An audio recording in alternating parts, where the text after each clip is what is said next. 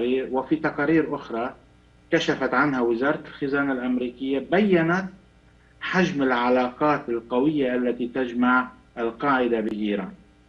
ويرجح أن العلاقة بين الجانبين ليست بجديدة، بل تمتد لعقود طويلة، يعني قبل عقدين من الزمن. وتحديدا عندما نشر في ذاك التاريخ خبر في وسائل الإعلام الأمريكية والأوروبية عن زيارة قام بها أبرز قيادي القاعدة وزعيمها الحالي المدعو أيمن الظواهري، تحديدا في إبريل في العام 1991، حيث قام في زيارة سرية لإيران، وكان حينها أمير لحركة جهاد الإسلامي المصري. وتذكر الروايات التي وثقت حياة زعماء التنظيم المسمى القاعدة أن الظواهري كان مناصرا لفكرة ما يسمى بالثورة الإسلامية في إيران.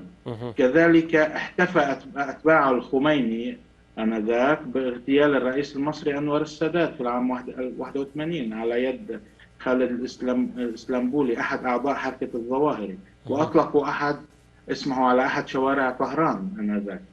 وفي إطار ذلك ذكرت العديد من المراكز البحثية والأمنية والأممية في عدة تقارير أن الظواهري في رحلته السرية إلى إيران طلب دعم من جماعته إلى جماعته للإطاحة بالنظام المصري وفقا لعدة تقارير إعلامية غربية مسربة.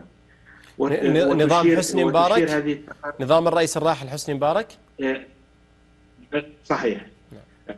وتشير تلك التقارير إلى أن الإيرانيين وافقوا وبدأوا بتدريب عناصر للقاعدة في كل من إيران والسودان أبان الحكم الدكتاتوري السابق، وقدموا لهم أيضا تمويل بأكثر من مليوني دولار. وهذا الموضوع نشر في العديد من وسائل الإعلام الغربية، لا أقول العربية كي لا يقولوا أنها غير دقيقة، لأنه لا يوجد دخان عزيزي بدون نار. صحيح. لذلك